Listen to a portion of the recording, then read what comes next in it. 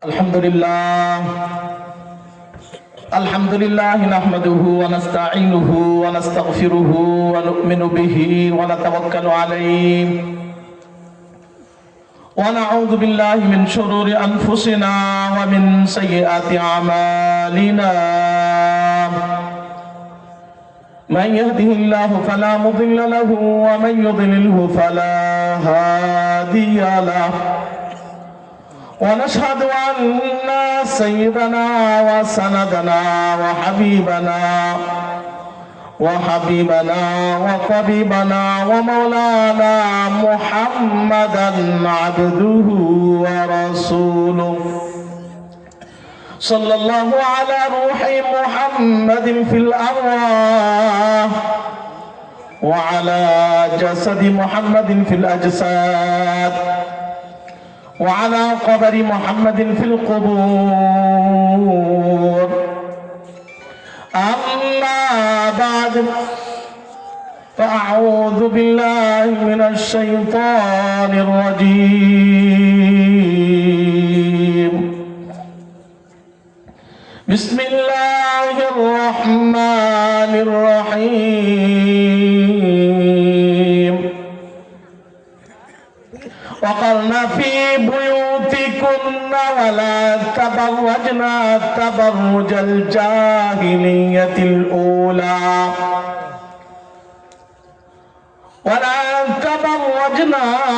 تبرج الجاهلية الأولى وأقمنا الصلاة وأطعنا الزكاة. وقال رسول الله صلى الله عليه وسلم: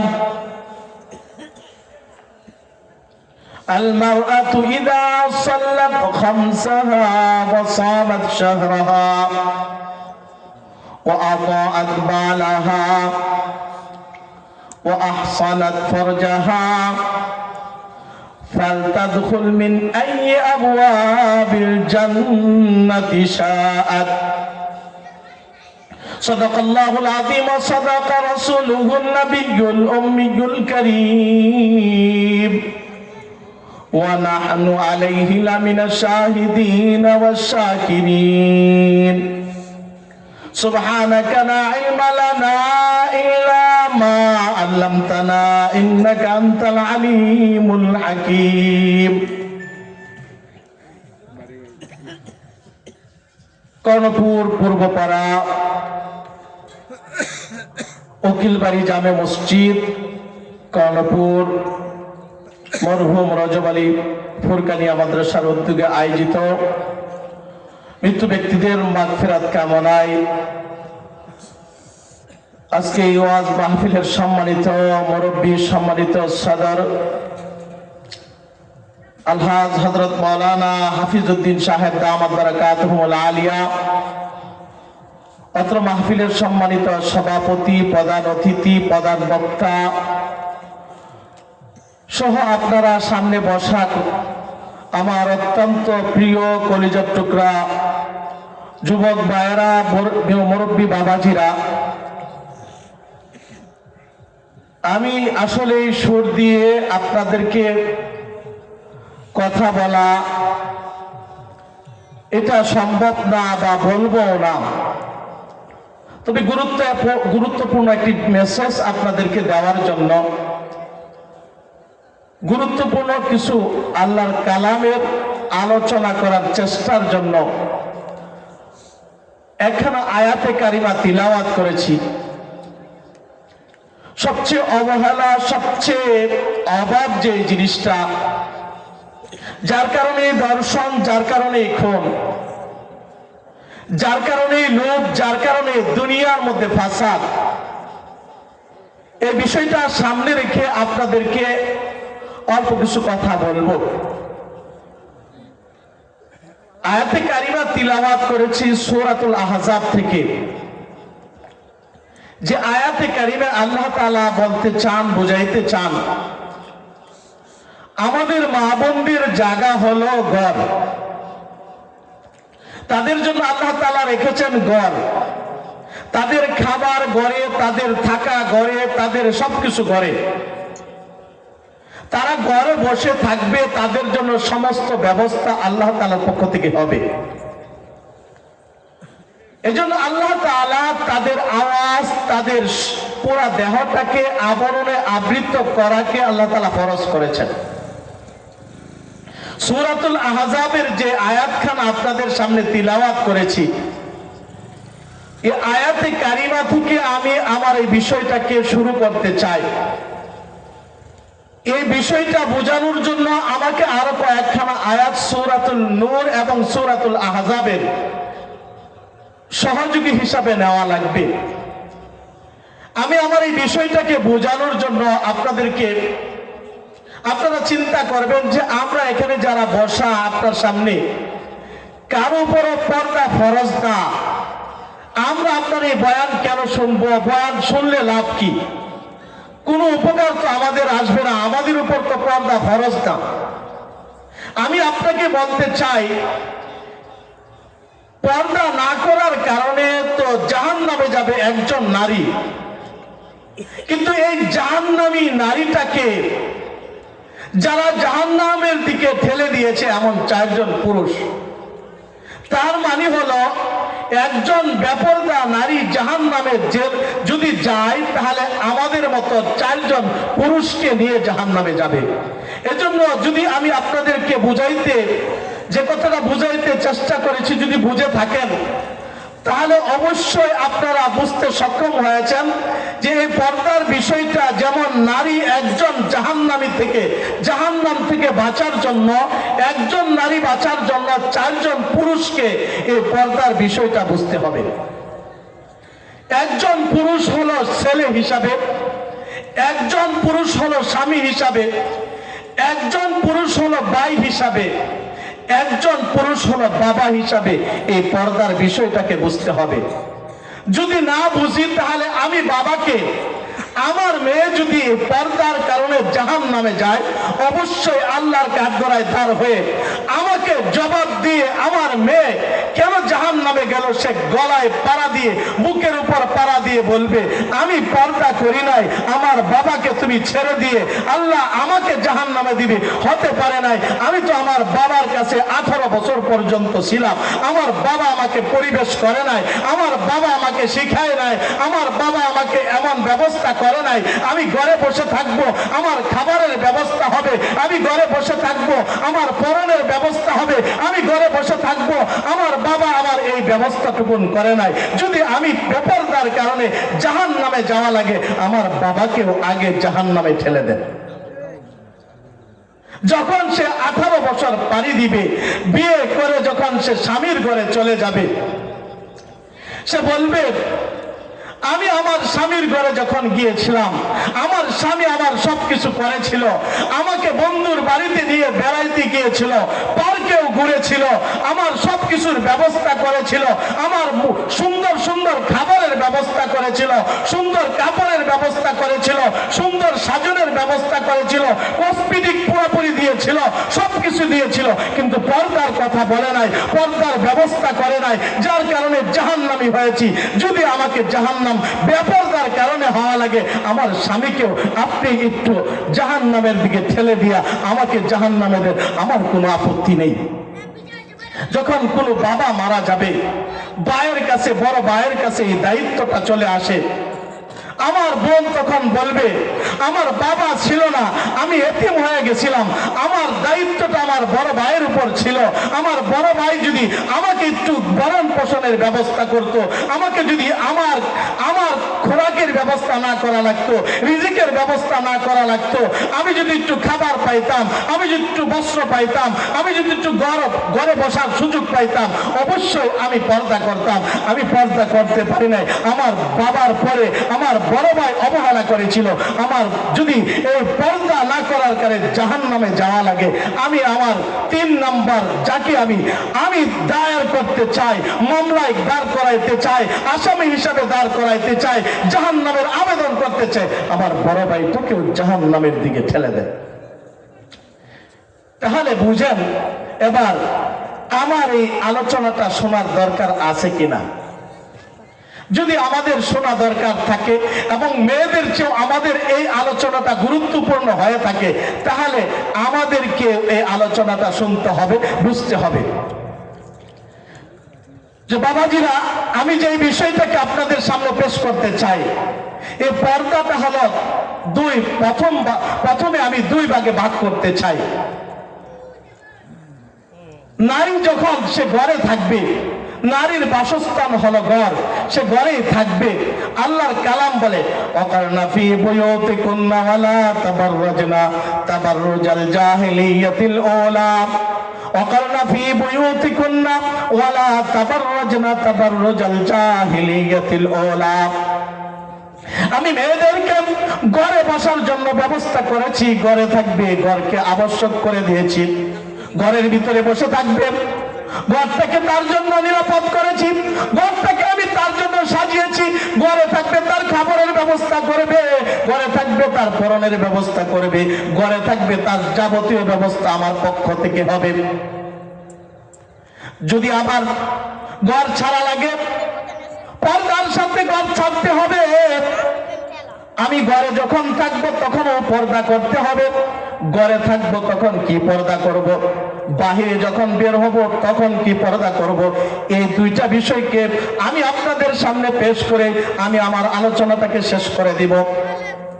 আল্লাহ তাআলা কালামে পাকের যে আয়াতখানা আমাদের কাছে পেশ করেছেন, নারীর বাসস্থানের জায়গাটা বর্ণনা করেছেন, নারীর ফরজিয়ত বর্ণনা করেছেন। এই নারীর ফরজটাকে ঘরের ভিতরে যেভাবে আদায় করতে হবে, ঘরের ভিতরে যখন থাকবো, আমার দেবরের সাথে, আমার খালাতো ভাইয়ের সাথে, আমার ফুফাতো ভাইয়ের সাথে, আমার অমুকের সাথে তমুকের সাথে, বন্ধু তো অনেক পরের কথা। এখন স্বামীরা এমন হয়, স্বামী যখন ঘরে ঢুকে স্বামীর বন্ধুর সাথে আসছে, বন্ধুর সাথে যদি সাক্ষাৎ না করে, কথা না বলে, অভদ্র মেয়েটাকে কোথায় থেকে আনলাম? মা বাবাই তাকে ভদ্রতা শেখায় নাই, মা বাবা তাদেরকে ভালো বানাইতে পারে নাই, শরীফ বানাইতে পারে নাই। কেন? কোরআনের জ্ঞানে সে জ্ঞানী করতে পেরেছেন। কোরআন নিয়ে সকাল থেকে সন্ধ্যা পর্যন্ত তিলাওয়াত করেছে। এ মা বোনটার ভিতরে কোরআনের জ্ঞান দিয়েছিল, মা বাপ পর্দা শিখিয়েছিল। এ পর্দার কারণে বন্ধু যখন ঘরে আসে, কয় না না আমি যাইতে পারবো না, তোমার বন্ধু আছে, তার যা কিছু লাগে তার আপ্যায়নের ব্যবস্থা আমি করবো, কিন্তু আমার চেহারাটা দেখাবো না। এই জন্য স্বামী বড় রাগ। ভাইয়ের সামনে কেন গেল না? আমার একটা মাত্র ভাই, আমার একটা ভাই, আমরা মাত্র দুই ভাই, আমার ভাইয়ের সামনে যাইবা না তো কিসের, কি জন্য তোমাকে এই ঘরে রাখবো? আমরা আদরের ভাই, ছোট থেকে পর্যন্ত আমার ভাইকে আমি দেখেছি, তার দায়িত্ব পালন করেছি, পিতার মতো আমি তাকে দেখি। এখন যদি তুমি আমার ভাইটার সামনে না যাও, ভাইয়ের দেখাশোনা যদি না করো, তোমার স্ত্রীর আমার কোনো প্রয়োজন নাই। এমন কথা বলা, পর্দাশীল নারীটাকে দেখবেন ঘর থেকে পর্দা দূর করে দেয়। এই পর্দাগুলো দূর করে আমার মতো আপনার মতো স্বামীরা, বাবারা, ভাইয়েরা এই পর্দাটাকে দূর করে দেয়। এখন দেখবেন বাবাজি, এখন এমন আছে, আগে তো শুধু পর্দার খেলাপ করতো, এখন এমনও দেখি স্বামীটা ওই যে মোবাইলের মধ্যে টিকটক বেরোইছে, মোবাইলের মধ্যে বিভিন্ন ভিডিওর ব্যবস্থা হয়েছে, যার যত আন্দরমহলের ছবি ভাইরাল করা যায়, যে যত ভিতরের খবরগুলো বলতে পারে, তার এই ভিডিওটা ভালো চলে, ভাইরাল হয়ে যায়, টাকা কামানোর ব্যবস্থা হয়। এজন্য দেখবেন বেডরুমের বিবির সাথে যা হইতেছে এগুলো ছবির মধ্যে দিয়া, ভিডিওর মধ্যে দিয়া প্রকাশ করে, বিনিময়ে কি কিছু টাকা পাবে।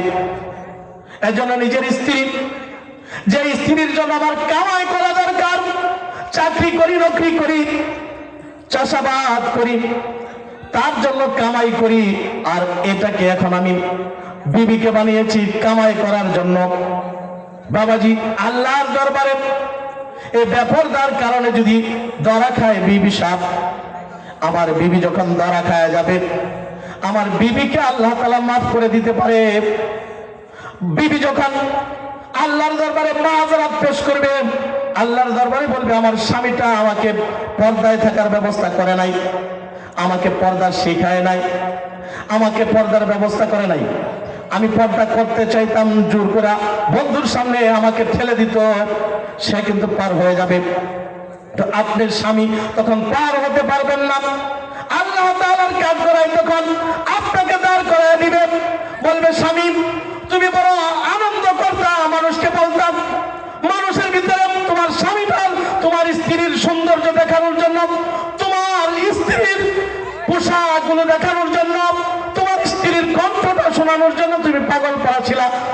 এবার পাগল হও, জাহান্নামের পুরা থাকো, জান্নাতি হুর গিলমান তোমার কোনো প্রয়োজন নাই।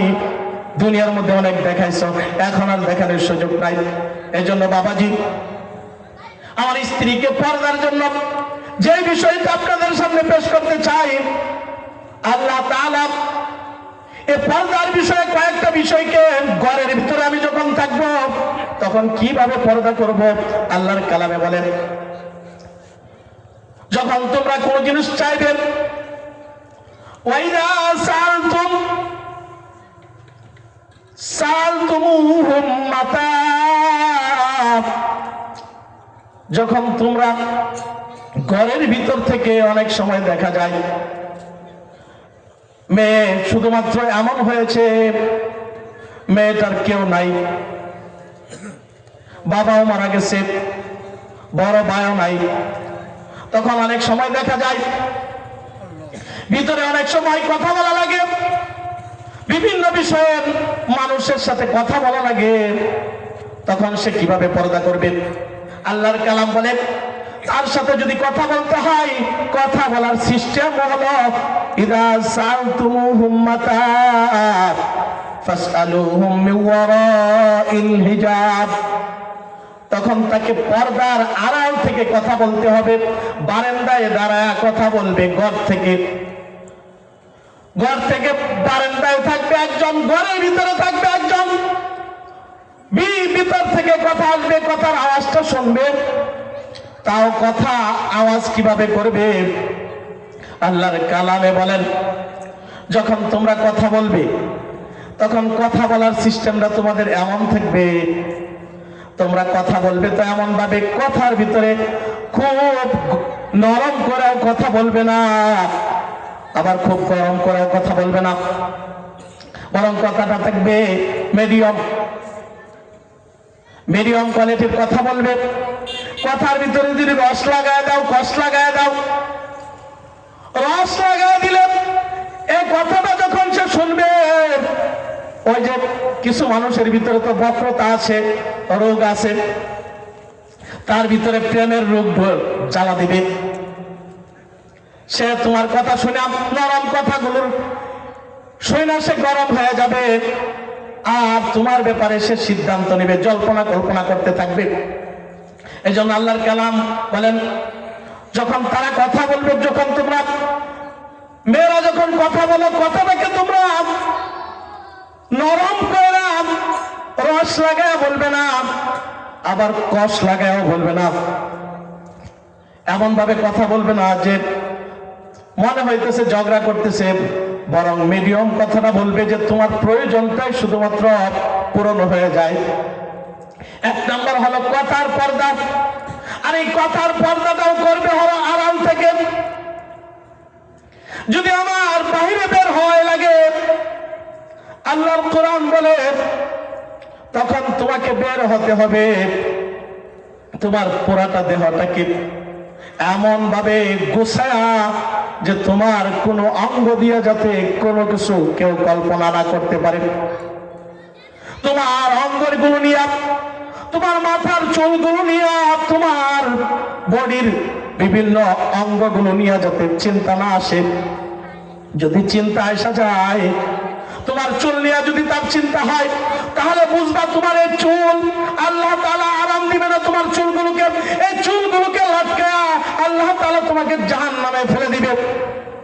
যদি তোমার দেহের তোমার এই দেহের সামনের অংশটাকে নিয়ে যদি কোন কল্পনায় মেতে যায়, তাহলে বুঝবা এই সামনের অংশটার মধ্যে আংটা লাগায়া জাহান্নামের মধ্যে ওই যে চুলার মধ্যে তোমাকে জ্বলাইতে থাকবে। যদি আরো কোনো অঙ্গগুলো নিয়ে তোমার বিভিন্ন ধরনের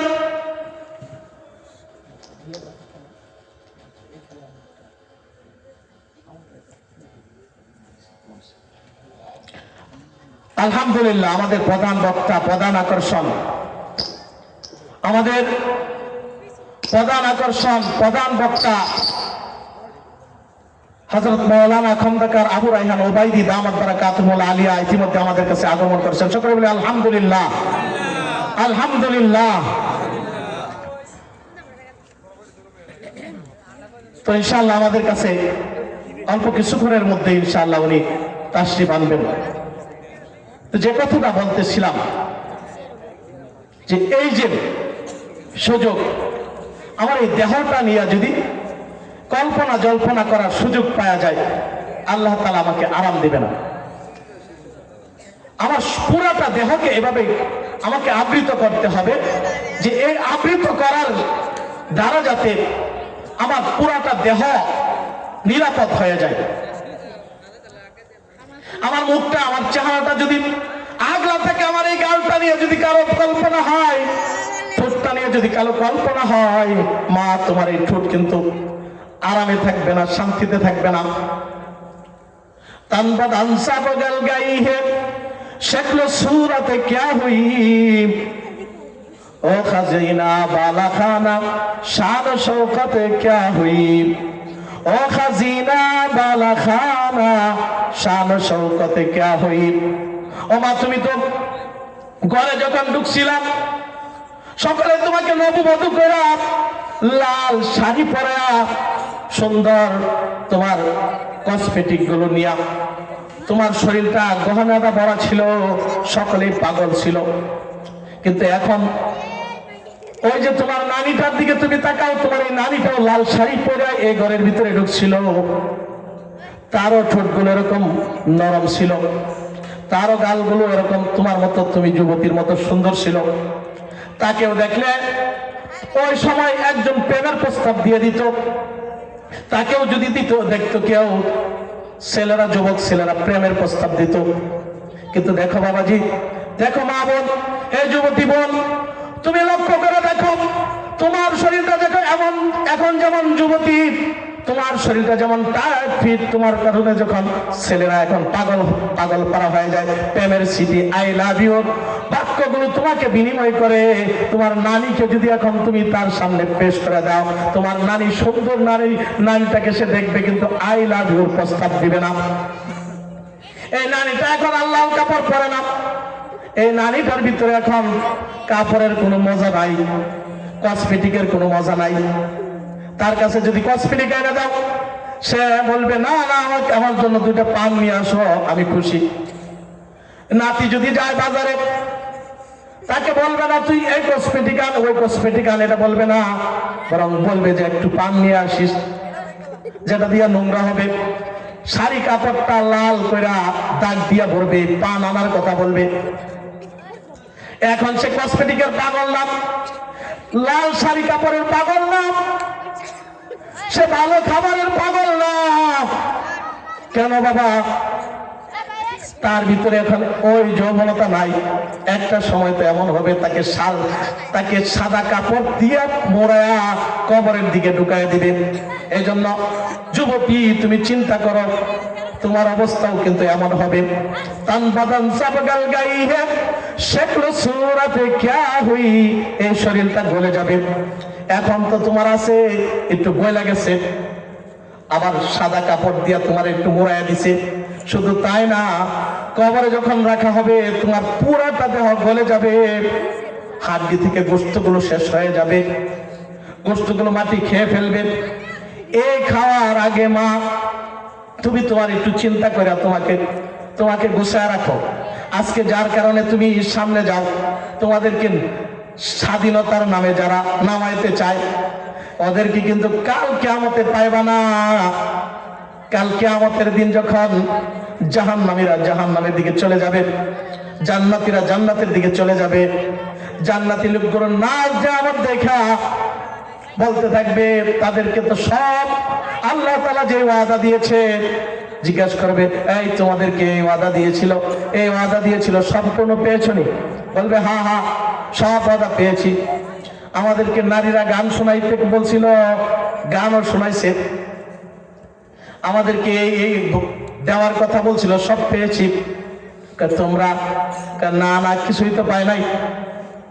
তখন তারা ওই যে যাদের কারণে, যাদের কথা শুনে নামাজ পড়তো না, যাদের কথা শুনে পর্দা খেলাপ করতো, তাদের কাছে যাবে, ওই লিডারদের কাছে যাবে।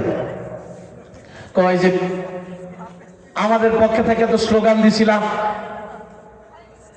বড় হিতাকাঙ্ক্ষী মনে করছিলাম, একটু দেখো না, যে পর্দা তো করি নাই, এখন একটু ব্যবস্থা করে দাও, একটু আমাদের কথা আল্লাহর কাছে বলো।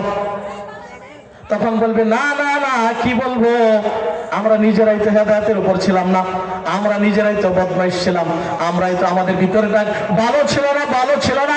আমরা নারী স্বাধীনতার নামে বলেছিলাম তোমাদেরকে উলঙ্গ করে, তোমাদেরকে বুক করার জন্য আমরা চাইছিলাম শয়তানের কথাগুলো বাস্তবায়ন করে আমরা তোমাদেরকে বুক করব। কিন্তু আজকে আমাদের কথাগুলো জাল হয়েছে, বেজাল হয়ে গেছে, আমরা আজকে অপরাধী হয়ে গেছি, আমাদের উপায় নাই, আমরা নিজেরাই তো বাঁচতে পারবো না, আমাদেরকে তো জাহান্নামের খড়ি হইতে হবে, আমরা তোমাদের কথা কি বলবো। তখন সয়রা যাবে, সয়রা যাবে সব। এই যে শয়তানের কথা মানা মানা যাবে, শয়তানের দিকে আগাইতেছি। নামাজের সময় হয় যখন, নামাজের সময় যখন হয়ে যায়, নামাজের খবর থাকে না। এই যে যখন যখন ব্যস্ততা এসে যায়, মা বোনরা এই যে কৃষি, যখন ক্ষেত খামারের কাজের সময় হয়, তখন মনে করে না এক ওয়াক্ত নামাজ পড়ে নিলে হবে, বা সারাদিনের নামাজ যদি শেষ, এশার নামাজের সময় পড়ে নেই, আলহামদুলিল্লাহ আল্লাহ কবুল করবে। যদি তাকে বলেন আরে নামাজ পড়লো না, জোহরের নামাজের সময় শেষ হয়ে গেল, একটু নামাজটা পড়ে নাও, খাবার খাইতে গেছেন একটু নামাজ পড়েন, আরে কেন নামাজ পড়তাম এখন, ওই যে এশার নামাজের সময় সবগুলো একসাথে, গোসল তো করি নাই, একসাথে পড়ে নিব। এই যে কয়রা সবগুলো নামাজ শেষ করে দিল। এই মা বোনের জন্য, মা বোন তুমি তো সবার জন্য শেষ করলা, আল্লাহকে তুমি ঠকাইলা না, নিজেই ঠকে গেলাম। জোহর শেষ করলাম, আসর শেষ করলাম, মাগরিব শেষ করলাম, এশার সময় তুমি একসাথে সবগুলো মিলে পড়লা। আল্লাহ কিন্তু তোমাকে দিল দিয়েছে। আল্লাহ তাআলা দেখেন, আল্লাহ তাআলা, আমি আসলে যে বিষয়টা নিয়েছিলাম, বিষয়টা শেষ করা সম্ভব হবে না, কথাটা অন্যদিকে চলে গেছে, কিন্তু একটা গুরুত্বপূর্ণ কথা যেহেতু সামনে আসছে, এই জন্য আমার একটু মনে পড়ে গেল। বাবাজি, যুবক বারাম, আল্লাহ তাআলা এই যে রাত্রের বেলাকে আমার জন্য ঘুমের জন্য করছেন, মা বোনরা একটু মনোযোগ দিয়ে শুনি। আল্লাহ তাআলা এই যে ওরা রাত্রের সময়টাকে সব বাতিগুলো বন্ধ করে দিছে, কল কারখানাগুলো বন্ধ, কোনো আওয়াজ নাই, শান্তিতে যাতে আমি একটু ঘুমাইতে পারি, শান্তিতে ঘুমাবো। ফজরের নামাজের সময় একটু উঠবো, আল্লাহকে জিকির করবো, আল্লাহর সাথে একটু দাঁড়ায় আল্লাহু আকবারের ধ্বনি দিব, আল্লাহু আকবার, আলহামদুলিল্লাহ রাব্বিল আলামিন, এটা বলে একটু আল্লাহর কুদরতি পায়ের সিজদায় যাব।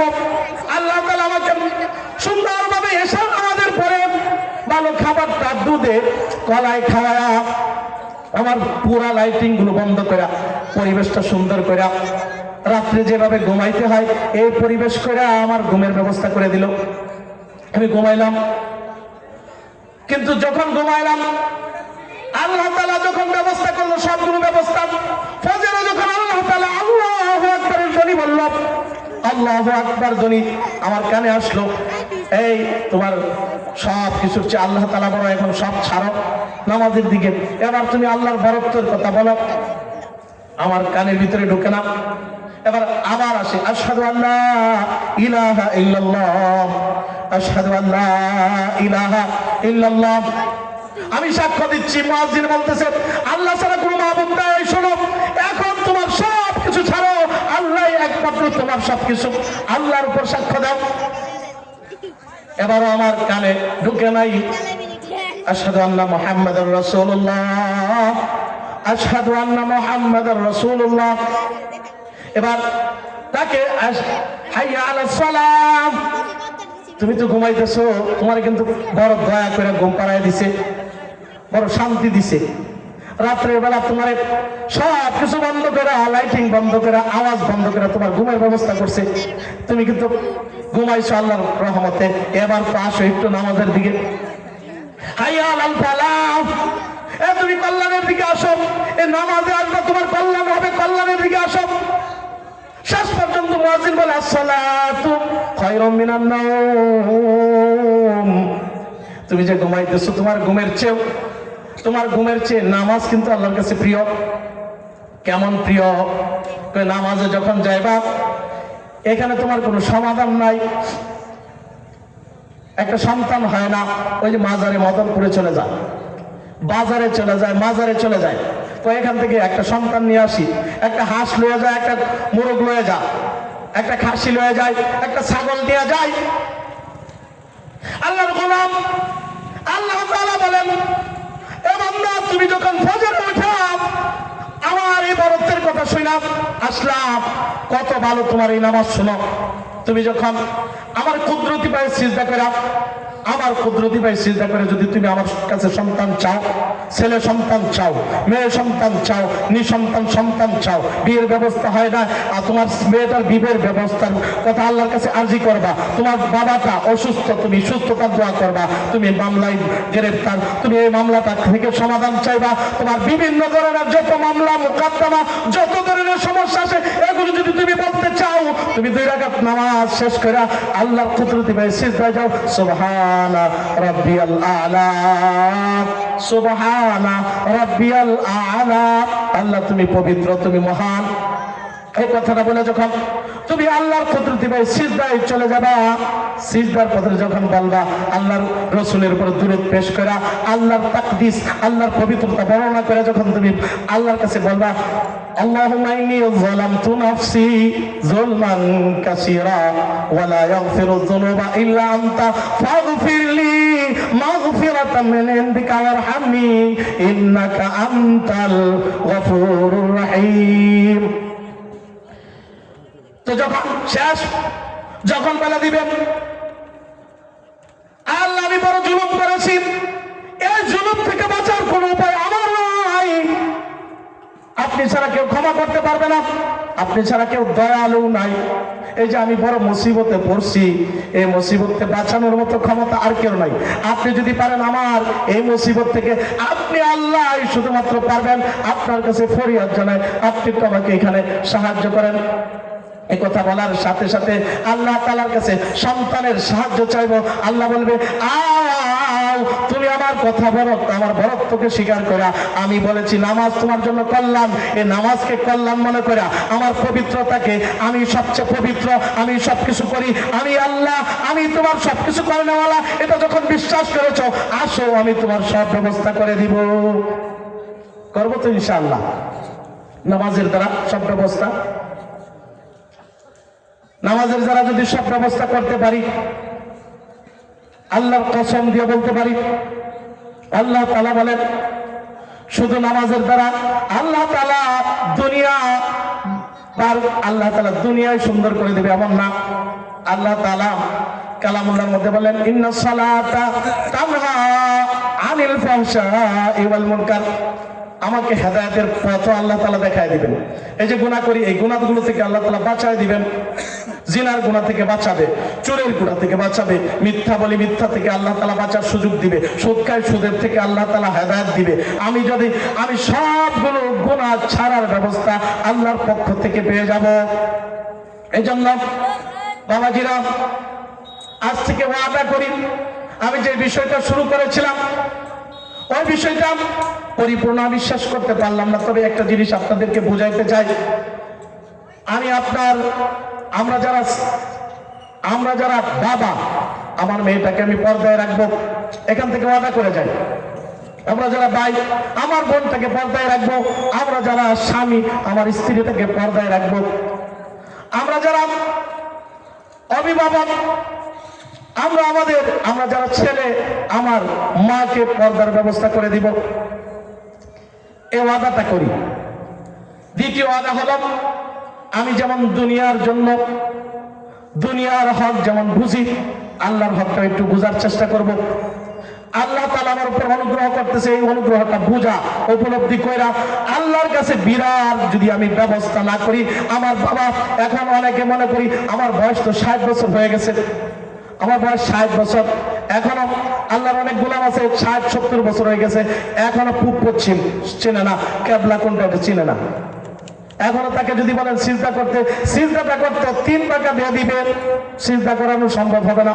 হাত উঠাইতে বললে সে হাত উঠাইতে বলবেন, সে টিকেট বলের মতো বল মারবে। তাকে একটু রুকু করতে বলবেন, সে উড়ের মতো এরকম পিঠরে বাঁকা কইরা রুকুতে যাবে। বাবাজি, আপনাকে তো আল্লাহ তাআলা বলেন, আলাম ইয়ামিনিল্লাযিনা আনতাকশা কুলুবাহুম লিযিকরিল্লাহ। এ যুবক, হে বৃদ্ধ, তোমার কি এখনো সময় হলো না? তুমি একটু আল্লাহকে ভয় পাইবা, আল্লাহকে ভয় পাইবা, আল্লাহকে ভয় পাইবা। আল্লাহকে ভয় পায়া যদি আল্লাহর গোলাম, তুমি যদি আল্লাহকে ভয় পায়া, এখনো তুমি ঠিক হয় 70 বছর বয়স কামে লেগে যাবো। এখনো যদি তুমি ভয় পাও আর নামাজের দিকে আগে যাও, আল্লাহর গোলাম আল্লাহ তাআলা কিন্তু তোমার এখনো হেদায়েতের পথ খুলে দিবে। এই জন্য বাবাজিরা, নিজেরাও আমরা আল্লাহকে ভয় করে নিজেকে রঙাইতে চাই, হেদায়েতের পথে আনতে চাই। আমরা তো ইনশাআল্লাহ, আমার মেয়ে হিসাবে আমার মেয়েটাকে পর্দায় রাখবো, বাবা হিসাবে স্বামী হিসাবে স্ত্রীটাকে, ছেলে হিসাবে মাটাকে, ভাই হিসাবে বোনটাকে পর্দায় রাখবো। এই ওয়াদা করে যদি এখান থেকে উঠতে পারি, চেষ্টা যদি শুরু করে দেয়, আমার পরিবারের ভিতরে ইনশাআল্লাহ পর্দা শুরু হয়ে যাবে। আল্লাহ তাআলা আমাদেরকে এই পর্দার বিষয়টাকে গুরুত্ব দিয়ে পর্দার বিধানটাকে পালন করার তৌফিক দান করুন। সকলে বলি আমিন। আলহামদুলিল্লাহ। আমাদের দ্বিতীয় বক্তা হযরত মাওলানা ইউসুফ বিন এনাম শিবপুরী দামাত বারাকাতুহুল আলিয়া ইতিমধ্যে আগমন করেছেন। আমরা ইনশাআল্লাহ হযরতের বয়ান এখনই শুনবো ইনশাআল্লাহ। ইতিমধ্যে তিনি আমাদের কাছেই অবস্থান নিয়েছেন। আমরা সকলেই মাহফিলে আমাদের বিশেষ আকর্ষণ, বিশেষ বক্তা, আমাদের মনের খোরাক, যার বয়ান আমরা অত্র এলাকায় বারবার শুনেছি, হযরত মাওলানা মুফতি ইউসুফ বিন এনাম শিবপুরী নরসিংদী, তিনি ইতিমধ্যে আমাদের কাছে আগমন করেছেন।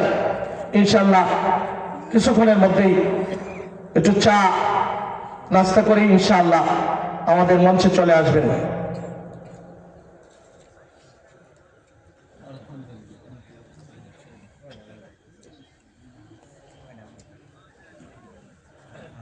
তো যে বিষয়টা আমি আপনাদের সামনে পেশ করতেছিলাম, যে আল্লাহ তাআলা মেয়ের জবানটাকেও পর্দার, আমার এই কথা, মেয়ে যে কথা বলবে এটাও পর্দার ভিতরে থাকবে। কথার ভিতরে কথার পর্দা, ঘরের ভিতরে ঘরের পর্দা, বাহিরে যখন যাব পুরা শরীরটাকে আবৃত করে এই পর্দা করে যদি কোনো একজন মা বোন থাকে, আল্লাহ তাআলা রাসূল সাল্লাল্লাহু আলাইহি ওয়াসাল্লাম বলেন, আল মারআতু ইযা সাল্লাত খামসাহা ওয়া সামাত শাহরাহা ওয়া আহসানাত ফারজাহা ওয়া তাআত বালাহা ফাতাদখুল মিন আই আবওয়াবিল জান্নাতি শাআত। মহিলাটা কয়েকটা কাজ, মেয়েরা জান্নাতে যাওয়ার জন্য খুব বেশি লাগবে এমন না। 1 নম্বর হলো 5 ওয়াক্ত নামাজ, রমজান আসতেছে, রোজা, আর যে কথাটা বললাম একটু নিজেকে পর্দায় রাখা, একটু যদি করতে পারি, আল্লাহ তাআলা এই নারীটাকে যে দরজা দিয়া চায় ওই দরজা দিয়ে ঢুকায় দিবেন। আলহামদুলিল্লাহ। সকলে বলে আলহামদুলিল্লাহ। আবার বলি আলহামদুলিল্লাহ। বয়ান পেশ করবেন আন্তর্জাতিক খ্যাতি সম্পন্ন মুফাসসিরে কোরআন হযরতুল আল্লাহ হযরত মাওলানা মুফতি ইউসুফ বিন এনাম শিবপুরী নরসিংদী। আলোচনা পেশ করছেন ইউসুফ বিন এনাম শিবপুরী নরসিংদী, ইত্তেফাকুল ওয়াইজিন মহাসচিব, ইত্তেফাকুল ওয়াইজিন বাংলাদেশ, ইত্তেফাকুল ওয়াইজিন বাংলাদেশ।